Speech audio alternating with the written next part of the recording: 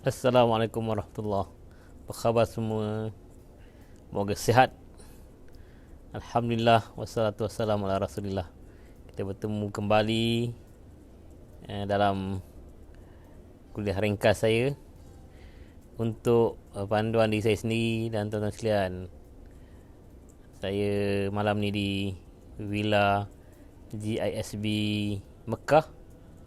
Dalam sehari ataupun lusa mungkin saya akan musafir keluar dari sini. Di masa yang ada ni kita cuba manfaatkan untuk buat rakaman. Ni di bilik MI kami, meeting ikhwan. Saya harap suara saya ini jelas lah kali ni.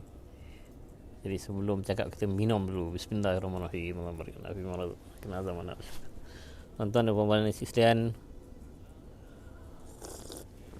di waktu zaman kanak-kanak, kesukaan kita susu, coklat, biskut. Itulah antara kesukaannya. Kalau abah balik bawa jajan, itulah kita suka kan.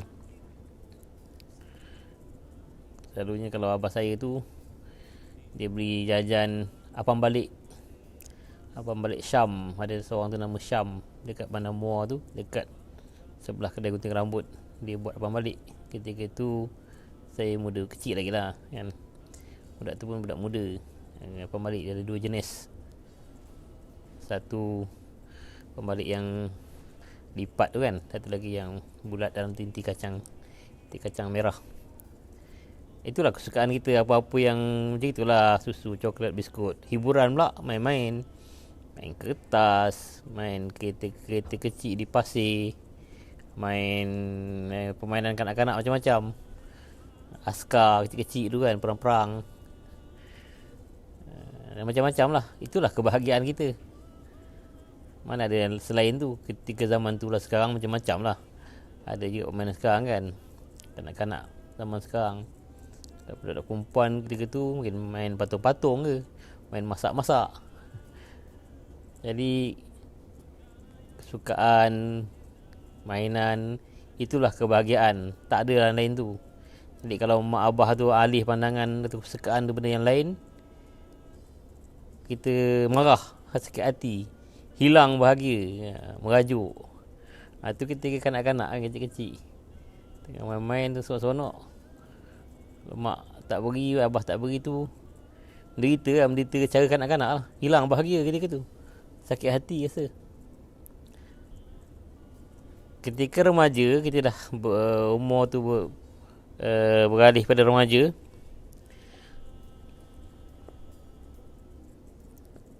teralih pula rasa dan perasaannya.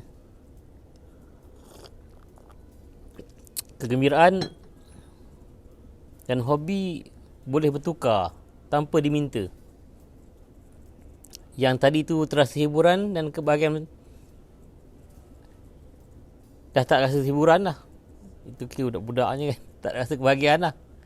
Hiburan dan kebahagiaan muda remaja antaranya keluar rumah. Kalau saya dulu tu keluar lah, petang main bola ke, pagi kalau cuti-cuti tu pergi lastik burung, bermain-main dengan kawan-kawan kan, di sungai dan sebagainya. Ataupun ada remaja yang bermain-main di padang bola, berlepak-lepak, bergaul bebas. Kalau keluarga dia tak mendidik dan sebagainya, jadi hiburannya bergaul bebas.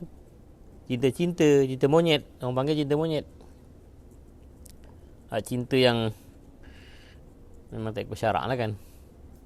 Bukan betul-betul niat untuk berumah tangga, cinta monyet ni. Lepas tu suka pula makan-makan, berkelah-kelah, macam saya cakap tadi, berenang kat sungai, tangkap ikan, kami panggil serok ikan, membuang-buang masa. Ada yang pergi ke shopping kompleks. Waktu itu kita rasa tak ada hiburan dan kebahagiaan. Selain itulah hiburan. Ada yang terlibat dengan rokok dan sebagainya kan. Itulah hiburan. Kalau mak abah tak faham bahawa mak dan ayah, tentulah faham hiburan dan kebahagiaan tu Yang kalau macam gitu dah macam kira hiburan yang murahan lah, bukan yang betul kan. Tapi kita hilang kebahagiaan kalau dilarang. Sebenarnya ada lebih utama dan lebih hakiki dari hiburan dan kebahagiaan itu. Bagi mak ayah yang faham, dia tahu kan, dia nak kenal kepada Tuhan, cinta Tuhan, buat baik kepada manusia, itulah hiburan yang sebenarnya, bukan hiburan yang tadi tu. Rindukan akhirat, tempatnya negara yang kekal abadi kat dunia ni berapa lama sangat? Paling-paling lama 60-70 tahun. Lebih sikit, kurang sikit. Hari musim-musim Covid ni ramai yang mati, yang umur muda pun dah mati kan. Saya pun kehilangan beberapa orang kawan. Jadi tentulah akhirat tu lebih utama, kekal abadi, itu yang hakiki ni kan. Jadi mak ayah doronglah anak-anak yang muda remaja ke arah tu. Tapi anak-anak yang tak faham, tak mengerti, rasa tergugat, risau, marah kan, benci, kecewa, putus asa, nak lari. Sebab apa? Dia faham yang ini hiburan. Yang tadi tu yang dia, kehidupan dia tu dah hiburan, yang membahagiakan. Dia bercinta-cinta tu pada dia tu dah bahagia sangat lah. Dia main game tu dia kira dah bahagia sangat lah. Dia terlibat dengan kawan-kawan, pergi merempit ke, pergi terlibat macam-macam lah. Pada dia itu satu kebahagiaan. Bila mak ayah larang, mak ayah nak ajak kepada akhirat, kepada syurga, kepada cita-cita yang berbentuk akhirat, ajak kepada baiki ibadah dan sebagainya. Akhirat tempat lebih kekal abadi. Seperti dalam GSB ni kan, kita ajak kepada satu kehidupan bersistem supaya terikat dengan Tuhan, kena Rasul dan pemimpin. Bila hati tu nak kepada yang tadi, rasa risaulah, marah, benci, mendongkol, kecewa, putus asa, nak lari, maka bergaduh dengan mak ayah. Tak puas hati bergaduh dengan mak ayah. Kalau tak terang-terangan pun kerana takut ataupun memang tak ada tempat lain nak duduk. Dalam hati tu menyimpan dia kan. Apabila kita sudah dewasa, seterusnya kita tua, selera tadi berubah pula. Ketika tu mungkin kita dah ada sedikit kesedaran, nampak kehidupan orang macam mana, penghujung kehidupan orang macam mana, boleh membaca, ada ilmu pengetahuan sikit dan sebagainya, sedikit lah sedar, insaf bahawa hiburan kebahagiaan yang dianggap di zaman kanak-kanak atau zaman remaja tu semua palsu, semua menipu kan. Tapi kalau kita dapat tu, kita sedar tu, ketika kita dah tua, dah dewasa, dah tua, orang Melayu kata apa, nasi dah jadi bubur. Tak silap, nasi dah jadi bubur. Kita dah terlanjur dah nak belajar lagi, bukan masanya kan. Setakat belajar-belajar ke surau masjid tu boleh lah kan. Tapi masa belajar ni muda, remaja kan. Jadi dah terlepas dah. Orang Melayu kata apa, nasi dah jadi bubur. Nasi dah jadi bubur ni okey lagi, boleh makan lagi. Tapi masalahnya bila masa dah berlalu, dia tak akan kembali lagi lah. Sedangkan ketika tu kita dah berumur, dah tua, dah tak kuat. Sedangkan Tuhan belum kenal lagi. Ibadah tak tahu. Ni musim-musim Covid ni, JSB ada buat dapur perhatian bersama ni. Ramai yang kita bantu. Sebahagian dari mereka tu memang tak jaga ibadah. Orang Islam kan, dia kata sembahyang maghrib je, yang lain tak sembahyang. Yang maghrib yang sembahyang tu pun tak bertahulah macam mana rukun, syarat sembahyangnya apa semua, bukannya faham sangat pun. Jadi ramailah orang yang dah sampai peringkat umur tua, dah dewasa dah, tapi ada kesedaran tapi dah terlambat. Tuhan pun tak kenal lagi, ibadah pun tak tahu rukun syaratnya, sah batalnya, syariat pun tak faham. Akhirat ni dengar-dengar saja, bukan difahami, dibelajar dan dihayati tak. Jadi waktu itu kita rasa apa yang dulu orang tua cakap, yang dianjurkan oleh ayah mak abah kita tu, benar lah, betul lah. Baru terasa benar apa yang dianjurkan oleh orang tua kita. Ketika itu terasa lah kita kasih sayang kepada kita waktu itu. Betul lah, yang dia marah-marah tu dia sayang, baru nak terasa.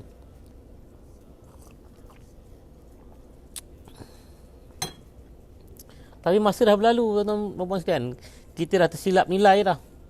Penilaian kita masa kecil, masa remaja, dah silap dah. Di waktu itu kita tak pun mendengar pandangan mak ayah kita, orang tua kita. Jadi, mungkin juga kita nak bertaubat, nak baiki diri, tapi banyak perkara yang kita tak tahu. Maka kita buat pun secara meniru-niru je. Nak belajar pun dah terlambat kan, jadi tiru-tiru. Sembayang pun tiru-tiru. Nak belajar pun tak apa nak masuk sangat. Kalau belajar pun mungkin tak sempat belajar yang sempurna lah kan. Jadi tiru-tiru. Buat ibadah pun tiru-tiru. Apakah Tuhan akan terima? Kita kena fikirkan, Tuhan terima ke? Itu yang kita khawatiri kan. Yang berlaku pada seluruh umat Islam ni. Sepatutnya kita dari kecil lagi telah dapat pendidikan Islam. Tapi oleh kerana kita bahagia dengan cara kita, dan mak ayah kita mungkin tak semuanya ingin mendidik sungguh-sungguh, jadi kita dah tersilap langkah. Akhirnya dah tua baru sedar, baru nak belajar, tapi tak sempatlah belajar betul-betul. Meniru-niru dalam beribadah, meniru-niru dalam berakidah, meniru-niru dalam berakhlak. Agak Tuhan nak terima ke? Kita takut lah kan. Sedangkan mati menunggu masa je. Kubur ni macam dah depan mata kita je. Itulah kena bimbang, cemas nasib kita ni. Kerana kita faham bahagia seperti yang kita faham tu tak betul, tak tepat.